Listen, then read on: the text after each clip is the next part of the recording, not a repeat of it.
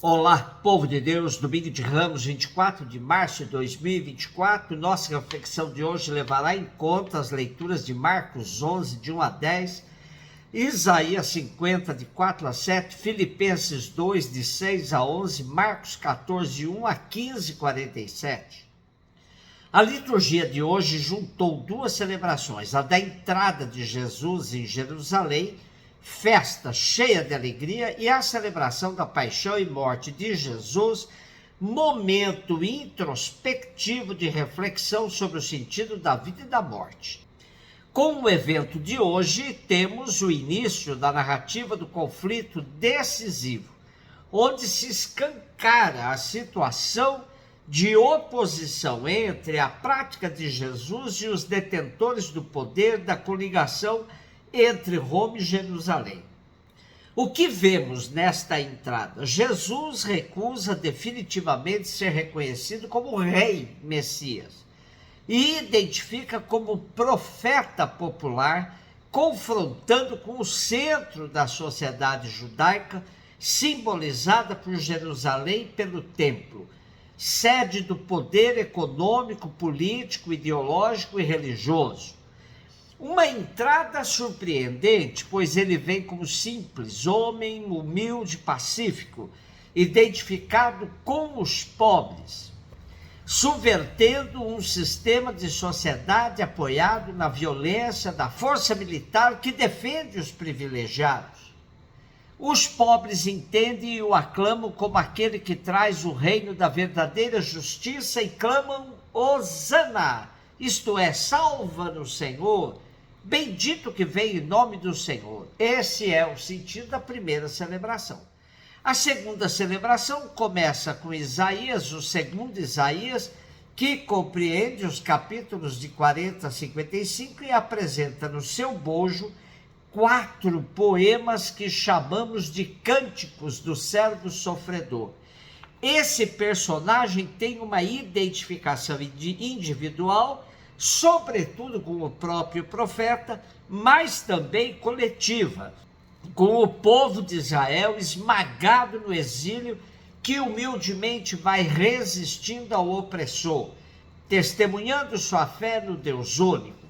O que lemos hoje é uma parte do terceiro cântico-poema, e os 4 cânticos ganham uma perspectiva nova quando são lidos à luz do mistério de Jesus Cristo, o servo sofredor. Também se configura num messianismo pé no chão, longe das grandes pretensões de se conquistar o poder na base da força. Messianismo de resistência ativa, legitimamente identificado com Jesus de Nazaré. Filipenses 2, de 6 a 11. Nosso texto de hoje nos favorece mergulhar no mistério da encarnação de Jesus Cristo. Trata-se de um hino cristológico da mais alta densidade teológica, com 2 movimentos, um de abaixamento e outro de exaltação. Cristo baixou para ser elevado pelo Pai. Quando o texto diz que Cristo Jesus, que era de condição divina, não se valeu de sua igualdade com Deus, mas aniquilou-se a si próprio, é conhecido como o texto do esvaziamento de Jesus, em grego, kenosis. Nesse movimento para baixo, Jesus radicaliza sua experiência humana, assumindo a condição de servo e tornando-se semelhante aos homens. Aparecendo como homem, humilhou-se ainda mais, obedecendo até a morte de cruz. É o radicalismo mais profundo da vivência encarnada de Jesus na história humana. E o movimento de subida, de exaltação, começa dizendo: por isso Deus o exaltou e lhe deu um nome que está acima de todos os nomes, para que ao nome de Jesus todos se ajoelhem no céu, na terra e nos abismos, e toda língua proclame que Jesus Cristo é o Senhor, para a glória de Deus Pai. foi exaltado pelo Pai porque foi obediente até as últimas consequências, assumindo livremente o caminho da cruz. Quando se poderia esperar que ele tivera fracassado, pois morreu como um fora da lei, um bandido qualquer, Deus Pai o ressuscita e faz dele o Senhor da história. Daqui se tira que quem quer ser seu seguidor deve abrir mão de todo e qualquer privilégio, até mesmo da boa fama, para colocar-se a serviço dos outros até o fim. Marcos 14, 1 até 15, 47.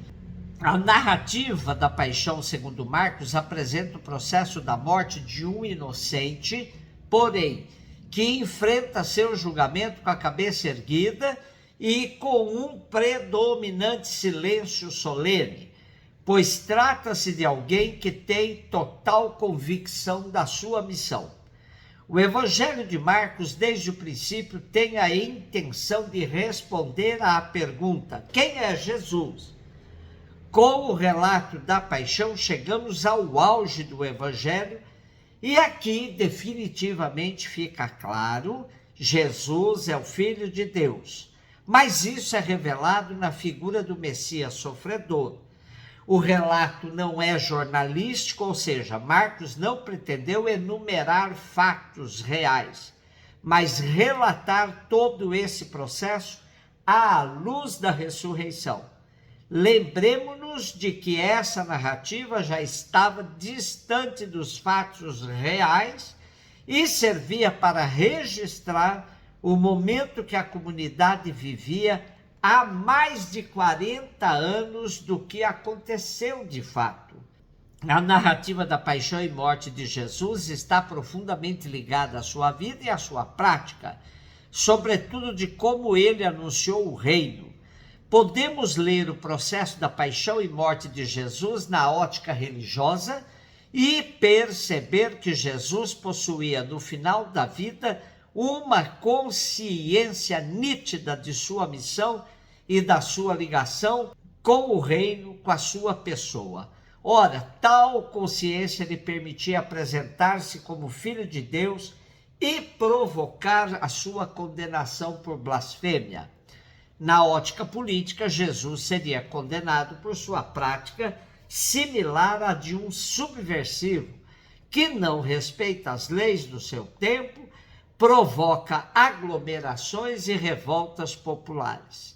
Em toda a narrativa de Marcos sobressai-se o silêncio eloquente de Jesus, rompido somente quando foi necessário diante do sumo sacerdote para deixar claro que ele é o Filho de Deus. E diante de Pilatos, a resposta curta e direta quando perguntado se era o rei dos judeus: tu o dizes. Depois, na cruz, seu silêncio também é quebrado quando da sua oração ao Pai: meu Deus, por que me abandonaste? Vejamos um contraponto importante presente no texto. Enquanto em Jerusalém os grandes tomaram a decisão de matar Jesus, ele está em Betânia, na casa dos pobres, sendo ungido por uma mulher, antecipando sua unção em preparação para a sepultura.